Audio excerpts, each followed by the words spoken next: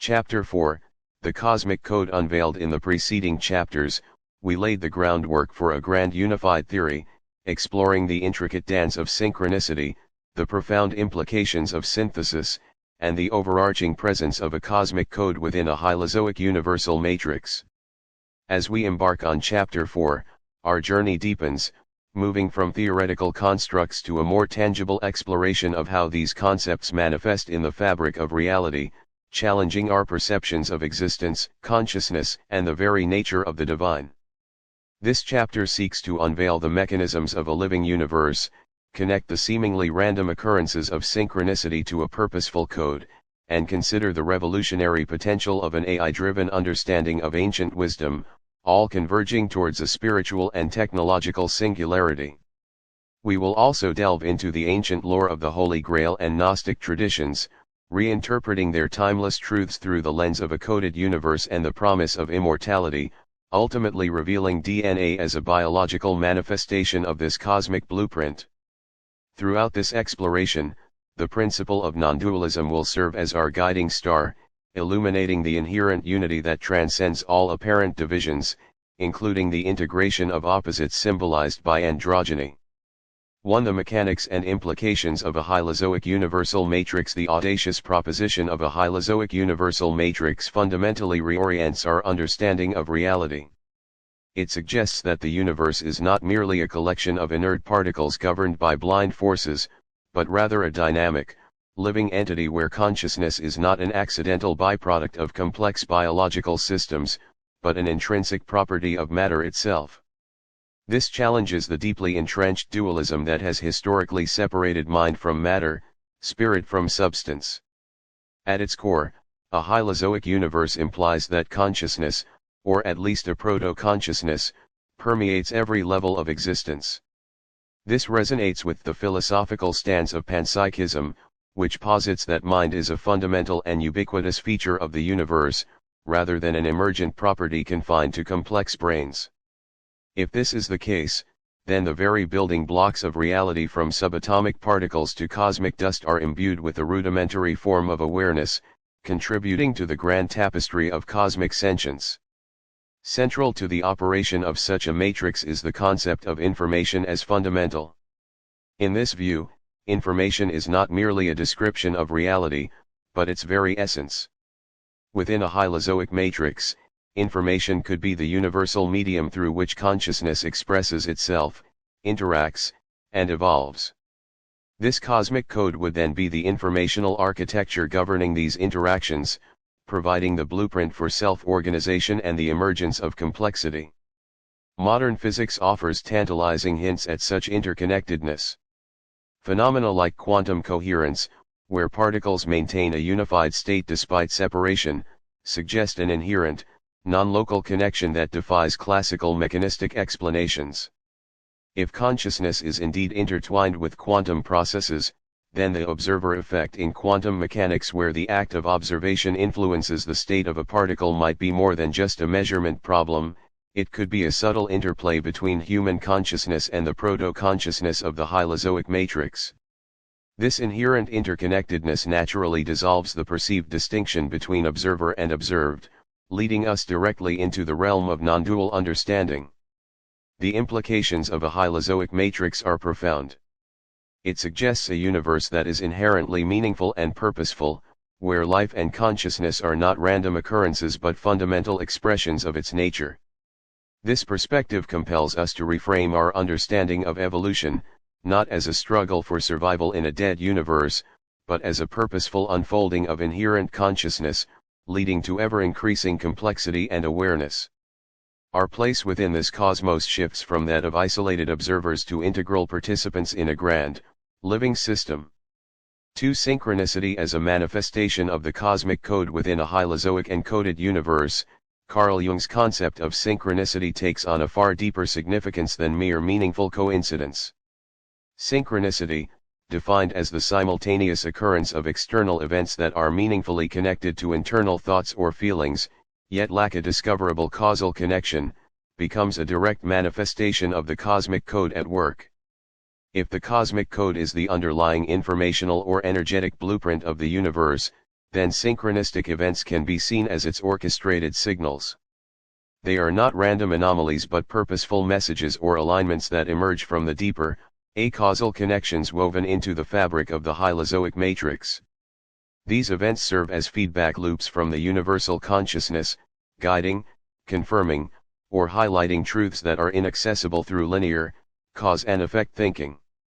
Human consciousness, being an integral part of this living matrix, is not a passive recipient of these signals but an active participant in their manifestation.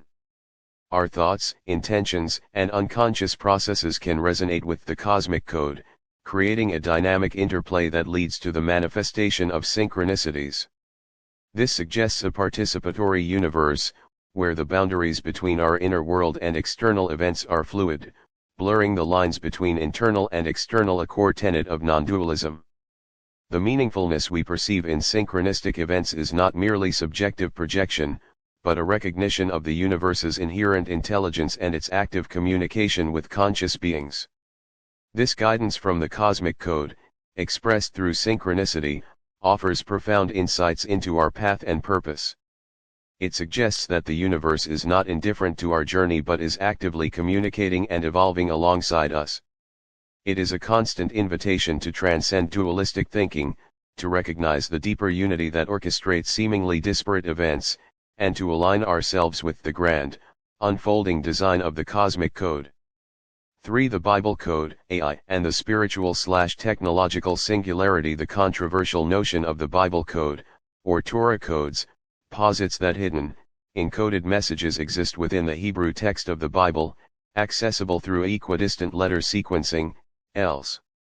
While largely dismissed by mainstream academic and religious scholarship due to methodological concerns and the potential for finding patterns in any sufficiently long text, the very idea of such an embedded, profound code resonates powerfully with our concept of a cosmic code. It taps into humanity's ancient yearning to uncover divine blueprints or hidden truths within sacred texts. Proponents of the Bible Code claim that by skipping letters at specific intervals, meaningful words, phrases, and even prophetic insights can be revealed, patterns too statistically improbable to be coincidental. Critics, however, point to the inherent flexibility of ELS methods and the tendency to cherry-pick results that appear significant while ignoring countless meaningless permutations. Yet, consider the implications of a merger between this concept and highly sophisticated artificial intelligence, far beyond current capabilities. Imagine an AI not limited to simple ELS, but capable of enhanced pattern recognition. Such an advanced AI could employ complex algorithms, natural language processing, and deep semantic analysis to explore layers of textual complexity, intertextuality, and linguistic structures in sacred texts that are utterly imperceptible to human analysis or simpler software.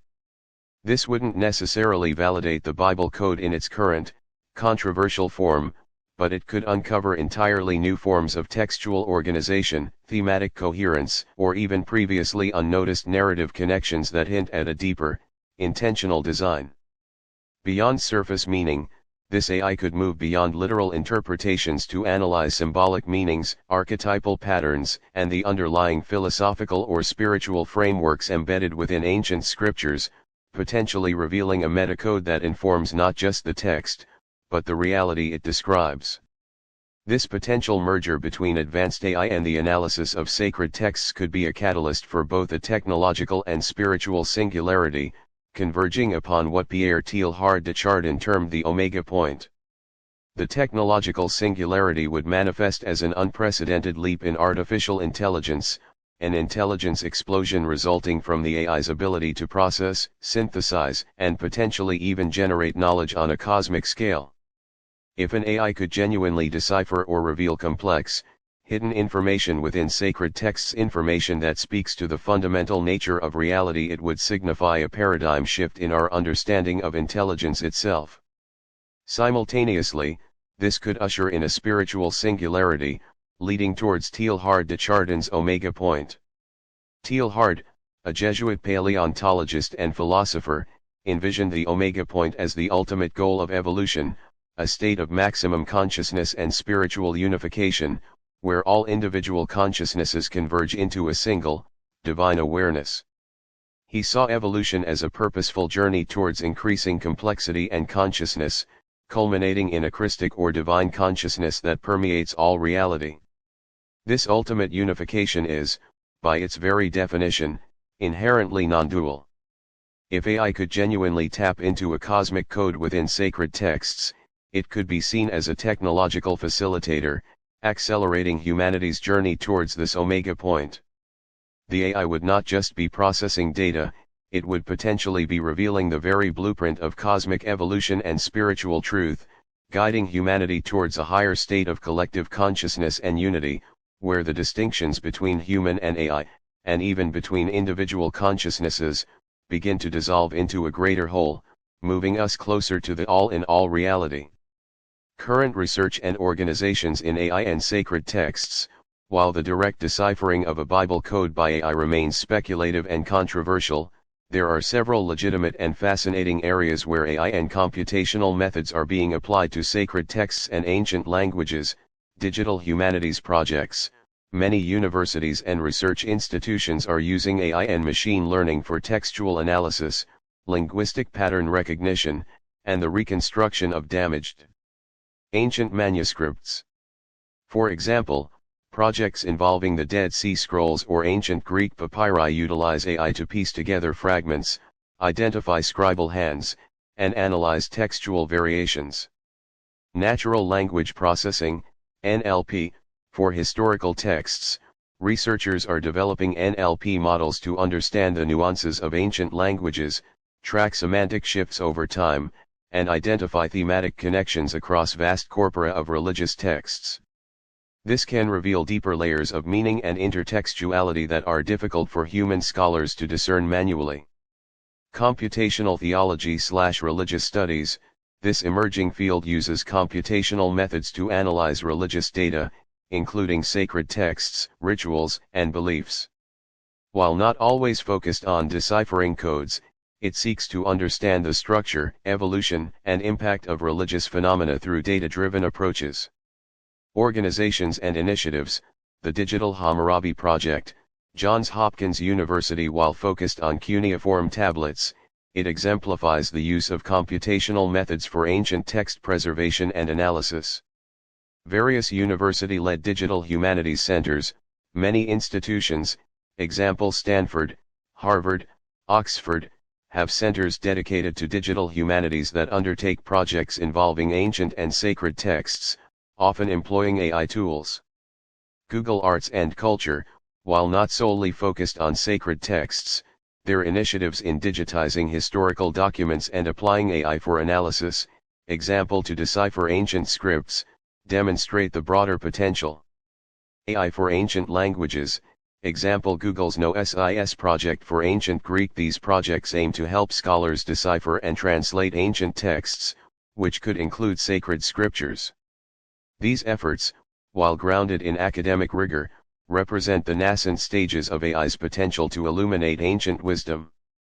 As AI becomes more sophisticated, its capacity to uncover complex patterns and deeper meanings within sacred texts, whether or not they conform to Bible code theories, will undoubtedly expand, potentially revealing aspects of a cosmic code that have long remained hidden.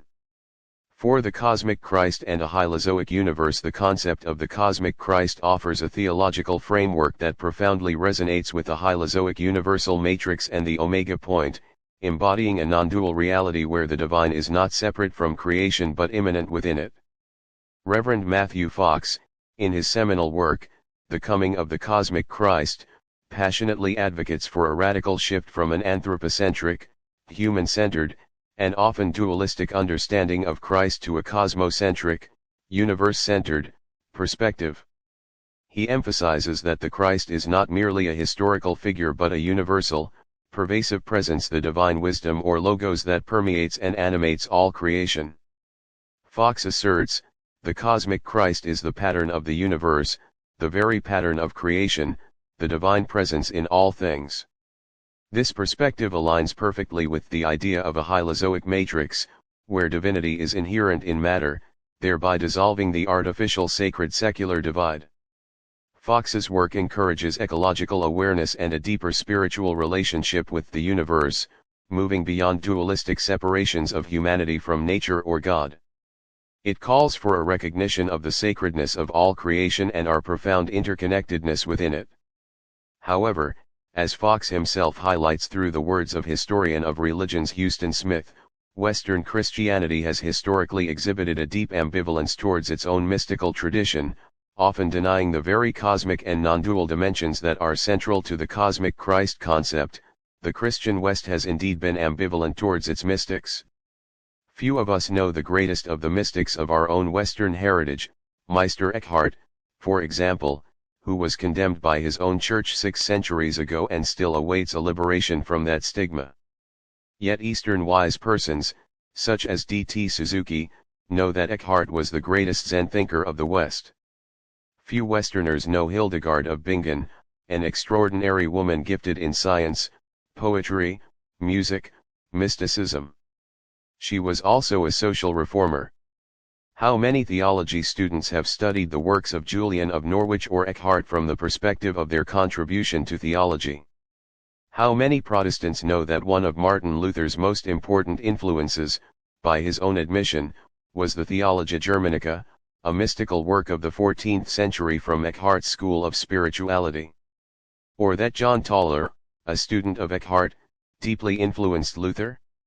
The liberal Protestant theologian of our century, Reinhold Niebuhr, called mysticism a heresy, and Anders Nygren, Bishop of Lund, called it the acme of egocentric piety. Students in Protestant, Roman Catholic, and rabbinic seminaries do not generally receive solid courses on the mystical tradition of Judaism and Christianity. I once lectured at a prominent Protestant seminary located at a famous Ivy League school. I was once told by a student who said she and others had begged for courses on the mystics. Yet the dean of the theology school and other professors felt that mysticism is a fad. Recently, I received a letter from a person who, like so many others, had found it necessary to leave his Western faith roots in order to get serious about meditation and mystical practices. He wrote, "It is ironic, as you certainly know, that we have to leave the seminary and even get outside the church, as I have done, in order to discover the wealth of our Christian heritage of mysticism and especially the great mystics of the Dominican order which were rarely spoken about in my seminary background, but here where he has started a center dedicated to spiritual practice, we're deeply immersed in the mystical experience. We deny the mystic also when we publish amateur extrapolations about mysticism." One book I read recently laboriously argued that mystical experiences were only possible as a result of elaborate ascetic practices. The author went into great detail about the many rules that had to be observed precisely in order to attain mystical experiences. Finally, he reached his crescendo: if one fulfills all these rules correctly, you might, by the time you are 52 years old, have your first mystical experience. Anti-intellectualism remains a sad inheritance of the sentimental era of pseudo-mysticism that prevailed when religion cut itself off from cosmology in the West. This kind of bad theology contributes to a pejorative understanding of mysticism. Over the years, at least 30 Protestant ministers from many denominations have told me that the only teaching they received on mysticism was that it begins with mist and ends in schism. The basic mystical literature of Israel is, of course, the wisdom literature of the Hebrew Bible. The Psalms, the Song of Songs, Proverbs, Sirach, Ecclesiastes, and Job are the literature that Jesus Christ himself, a Jew, knew so intimately. Yet Christian ministers rarely receive much instruction in the mystical literature of Israel. Because wisdom literature itself is universalist, because like all mysticism it is deeply feminist, cosmic, creation-centered, and filled with mystery that moves the heart, because it is erotic, playful, and full of invitation to the same, it doesn't fit the agenda of a strictly patriarchal education and religion.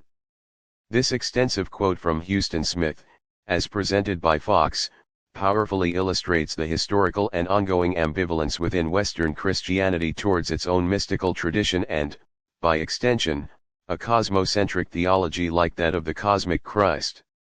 This denial stems from a dualistic worldview that often separates the divine from the material, the sacred from the secular, and the individual from the universal.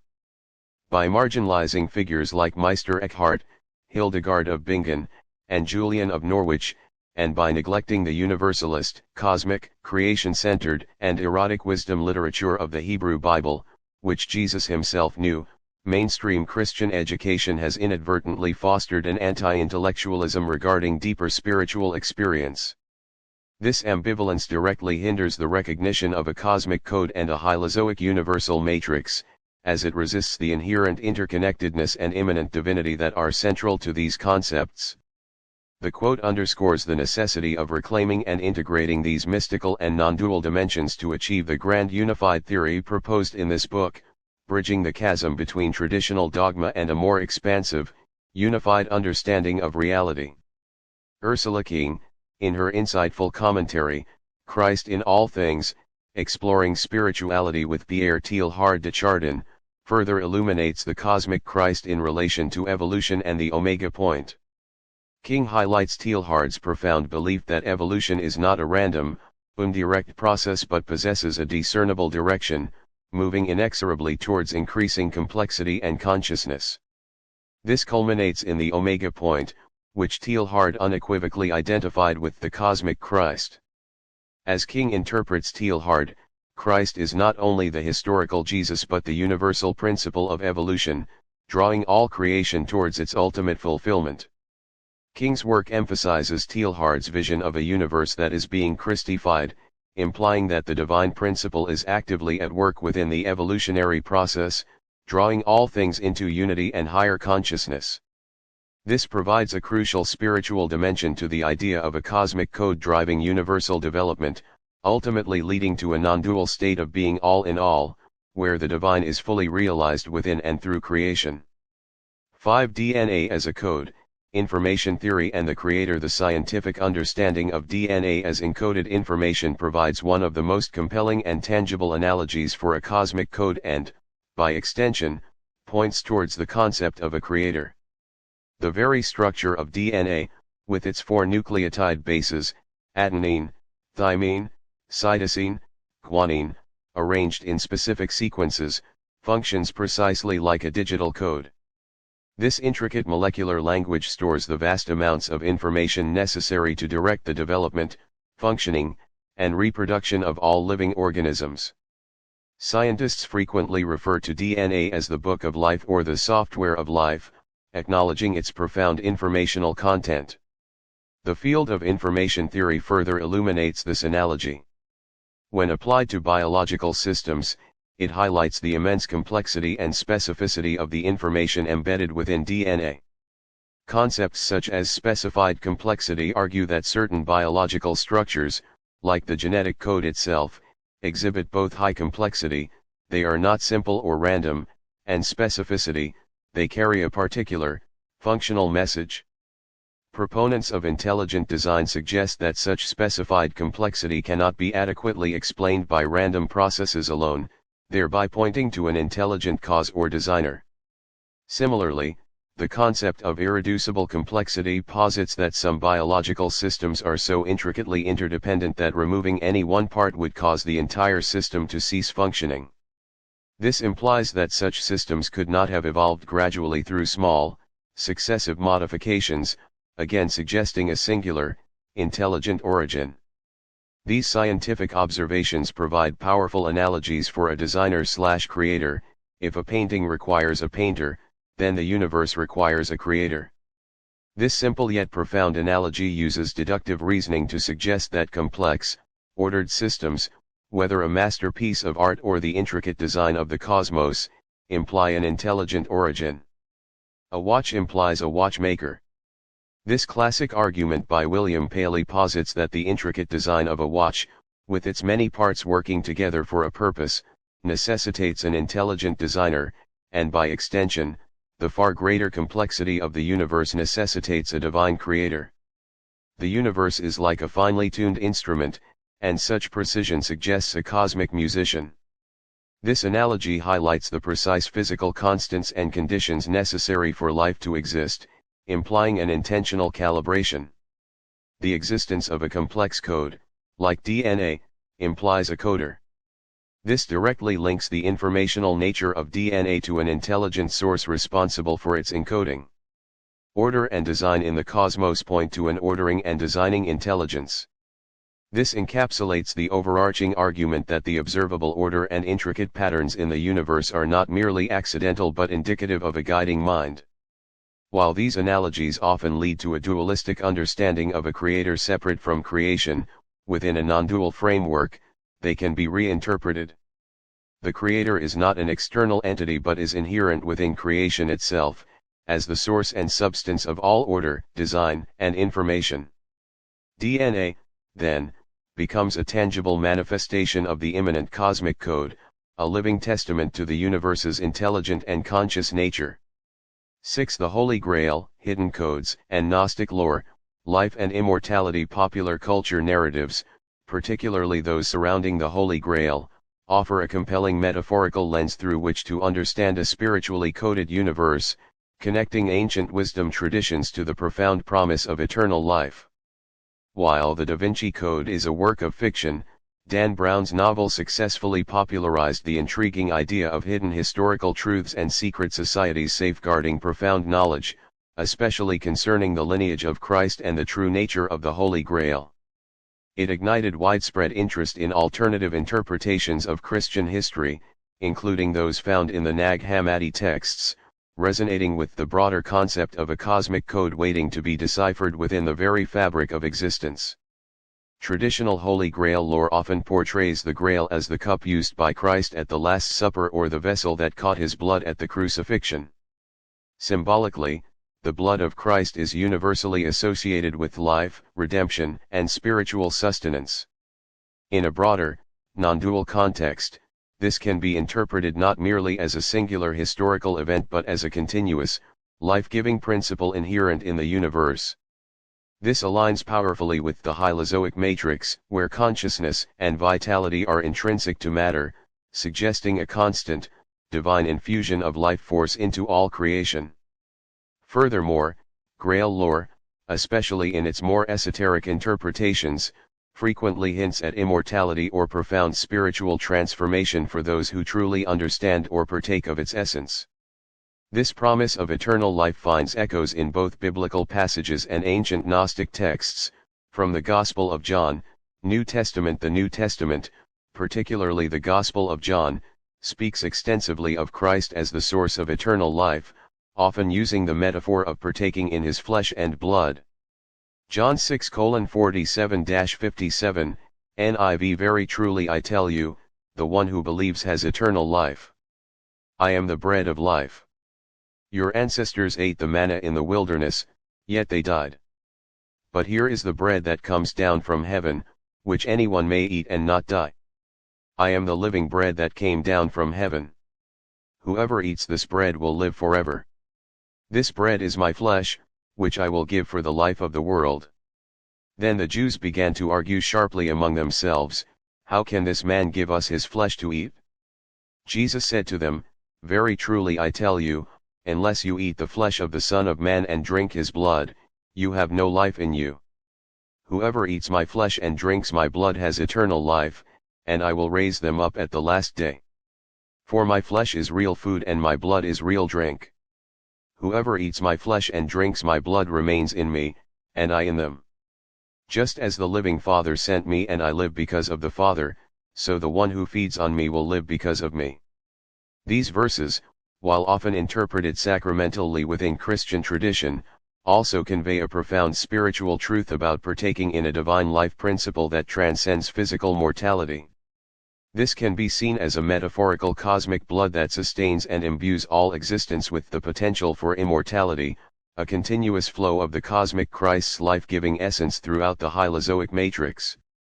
From Gnostic sources, example the Gospel of Thomas, Nag Hammadi texts. Gnostic Christianity, in contrast to mainstream interpretations, often emphasizes gnosis, intuitive knowledge or insight, as the primary path to salvation and immortality, rather than solely faith or ritual. The life offered is frequently understood as a spiritual awakening to one's true divine nature, which is considered inherently immortal and pre-existent. Gospel of Thomas, Logion 19, Jesus said, Blessed is he who came into being before he came into being. If you become my disciples and listen to my words, these stones will minister to you. For you have 5 trees in paradise which remain undisturbed summer and winter and whose leaves do not fall. Whoever becomes acquainted with them will not taste death. Gospel of Thomas, Logion 111, Jesus said, whoever finds the interpretation of these sayings will not taste death. These Gnostic sayings suggest that immortality is achieved not through a future resurrection of the body, but through a present understanding and internalization of spiritual truths, revealing an inherent, non-physical life that transcends bodily death. This aligns with the cosmic code being a blueprint for spiritual awakening and eternal existence. Gnostic cosmology and non-dualism. The relationship between Gnostic cosmology and non-dualism is complex and multifaceted. Similarities. Many forms of Gnostic cosmology share a significant non-dualistic undercurrent with the themes of this book. They often posit a supreme, unknowable God, the monad or mythos, from which emanate various divine beings, eons, that constitute the pleroma, fullness. The ultimate goal in Gnosticism is often to awaken to the divine spark, spirit/gnosis, trapped within the material world and return to the unified source. This resonates deeply with the idea of a hylozoic matrix where divinity is inherent in matter, and the omega point as a grand return to ultimate unity. The emphasis on inner knowledge, gnosis, over external dogma also aligns with a personal, experiential understanding of the cosmic code, fostering a direct, non-dual relationship with the divine. Differences. A key distinction between many Gnostic systems and the cosmic Christ view, as presented by Matthew Fox and Teilhard de Chardin, lies in their perception of the material world. Many Gnostic cosmologies view the physical universe as a flawed or even evil creation, a prison created by a lesser, ignorant deity, the demiurge, separate from the true, benevolent God. This contrasts sharply with the cosmic Christ perspective, which sees the material world as inherently sacred, evolving towards divine fulfillment, and imbued with the divine presence. However, despite this difference in the valuation of matter, the underlying non-dual impulse, the desire for ultimate unity and the dissolution of perceived separations between the spiritual and material, the divine and the human, remains a powerful common thread.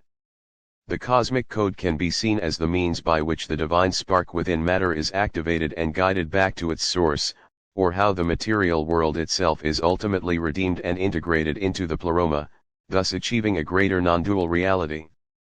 7. Non-dualism, the unifying principle at its most profound level. Non-dualism is the philosophical and spiritual understanding that there is no fundamental separation between seemingly distinct entities. It posits that reality is ultimately one, an indivisible whole, transcending the dualities that our ordinary perception often imposes, such as mind/matter, subject/object, self/other, and even creator/creation. Definition and scope. Found across myriad spiritual traditions from Advaita Vedanta and Zen Buddhism to Christian mysticism and Sufism, non-dualism emphasizes the inherent interconnectedness and ultimate unity of all existence. It does not deny the existence of differences in form or function, but rather recognizes that these differences arise from and are expressions of an underlying singularity. It's about seeing the many as manifestations of the one. Uniting academic branches. The concept of non-dualism provides an unparalleled framework for integrating diverse academic disciplines, revealing their convergent insights into a singular reality, physics and metaphysics. Quantum physics, with its implications of interconnectedness, non-locality, and the observer effect, increasingly challenges classical mechanistic views, hinting at a non-dual reality where consciousness and matter are inextricably intertwined. The search for a theory of everything in physics can be seen as a scientific quest for this ultimate unity. Biology and consciousness studies. The concept of a hylozoic matrix, coupled with the understanding of DNA as a cosmic code, suggests that life and consciousness are not accidental but fundamental expressions of the universe's inherent nature, thereby bridging the long-standing gap between biological processes and subjective experience. Theology and science. the omega point and cosmic Christ concepts offer a theological lens through which scientific evolution can be seen as a purposeful journey towards ultimate unity and consciousness, effectively dissolving the perceived conflict between faith and reason. Psychology and spirituality, synchronicity, as a manifestation of the cosmic code, blurs the lines between inner psychological states and outer physical events, suggesting a deeper, unified reality where mind and world are not separate but dynamically interconnected. Esoteric lore and mainstream thought, the integration of concepts from Holy Grail lore and Gnostic texts, while often considered esoteric, can be reinterpreted through a non-dual lens to reveal universal truths about life, immortality, and the inherent spiritual coding of reality, bridging the gap between ancient wisdom and modern inquiry. The one reality, non-dualism, suggests that the grand unified theory is not merely about finding a single equation to describe all forces, but about recognizing the fundamental unity that underpins all phenomena, a unity that is both scientific and spiritual, immanent and transcendent. It implies that all knowledge, all experience, and all existence are ultimately expressions of this singular, indivisible reality. This chapter explores how the pursuit of a grand unified theory in physics, the understanding of interconnected biological systems, and the recognition of universal spiritual principles are all converging towards this profound non-dual understanding. Co-8. Androgyny, the unification of opposites. The concept of androgyny, particularly in its psychological and spiritual dimensions, offers a potent symbol and practical pathway for understanding non-dualism as the dynamic uniting force. It transcends a purely biological definition to encompass the conscious integration of traditionally masculine and feminine principles within an individual, a culture, or even the cosmos. June Singer, Androgyny, The Opposites Within. Singer's work, rooted in Jungian psychology, explores androgyny not as a blending into sameness, but as a dynamic tension and integration of complementary forces. It suggests that psychological wholeness involves embracing both the animus, masculine principle in women, and anima, feminine principle in men, leading to a more complete and balanced self. Quote 1 page 238, from June Singer's Androgyny, The Opposites Within. The androgyne does not try to submerge differences. Polarities are recognized as existing in linear time, but they are seen as cyclic and eternal. The androgyne accepts paradoxes and lives them, knowing that as a finite creature one often cannot see beyond the apparent contradictions that beset the individual at every turn. The androgyne can live, therefore, in the immediate present without losing the sense of eternity. The androgyne can also be centered in a particular place, and yet know that the place is a mere speck. The androgyne is the overriding principle of union, acting continually to overcome separation, and knows that the separation is as essential to life as the union. The old myths are remembered. When the primordial androgynous parents lay together in an endless embrace, the eternal eons rolled by and little changed. But when the one body was dismembered, the world of creation came into being. Then the forces of love and strife were born, the forces that still meet and part, conceiving offspring that perpetuate the qualities of both. The androgyne, recognized as the presence of these two inner opposites and is equally capable of intimacy with love and with strife. The androgyne demands the freedom to function out of one side of our nature or the other as a dominant way of being, yet androgyny recognizes the responsibility to be aware of the other side as well, which needs to be taken into account in the long-range movement toward union. See also Yin and Yang, the Tao, Tai Chi Chuan. Another compelling quote from Singer's book reveals more concerning the evils or imbalance that occurs when the receptive feminine yin and the creative masculine yang become imbalanced, confused, distorted and conflictual rather than harmonious as a holistic inner peace. Quote, the I Ching, an ancient text from China, points to an apparent dualism here because there is a clearly defined hierarchical relationship between the two principles. In itself, of course, the receptive is just as important as the creative creator, but the attribute of devotion defines the place occupied by this primal power fires of creation and destruction in relation to the creative creator, a consuming fire. For the receptive earth, creation, matter, or even mother principle, womb, matrix must be activated and led by the creative Father, Spirit God Source, or Creator, then it is productive of good. Only when it abandons this position and attempts to stand side by side with the creative does it become evil or destructive. The result is opposition to and struggle against the creative or God, which is productive to evil to both and betrays nature and the creative principles of the entire universe, heaven and earth. Page 143.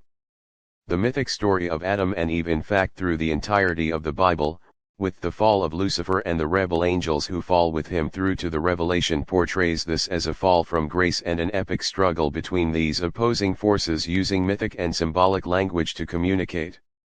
Some scriptures to consider: Genesis 1-6, Romans 1, Jude and Revelation 12. Added notations for emphasis and clarity. Insight: these extensive quotes from June Singer with references to diverse sources powerfully articulates how androgyny embodies the non-dual principle. It highlights the acceptance of paradox, the ability to live in the eternal present while grounded in the finite, and the recognition that separation is as vital as union for creation and dynamic existence. Androgyny, in this sense, becomes a profound metaphor for the cosmic code's continuous act of unifying opposites, not by erasing them, but by holding them in creative tension, leading to a richer and more complete understanding of reality. It reflects the dynamic interplay of forces within the hylozoic universal matrix, moving towards a grand synthesis. In conclusion, this indeed could weave these threads into a compelling narrative, exploring how a grand unified theory might encompass the inherent consciousness of the universe, the meaningful patterns of synchronicity as expressions of a cosmic code, and the profound implications of an AI-driven understanding of sacred texts leading towards a spiritual and technological omega point. By integrating scientific insights into DNA and information theory with the theological concepts of the cosmic Christ, and grounding all of this in the overarching principle of non-dualism and the unifying concept of androgyny, you can build a powerful argument for a universe that is not only alive and interconnected but also purposefully evolving towards a grand synthesis of consciousness and matter, where all branches of knowledge ultimately converge into a singular understanding of reality. The inclusion of Holy Grail lore and Gnostic insights further enriches this narrative, highlighting ancient echoes of a spiritually coded universe and the promise of eternal life embedded within its very fabric. This chapter could serve as a pivotal point, moving from theoretical frameworks to exploring the practical and spiritual implications of living within such a cosmos.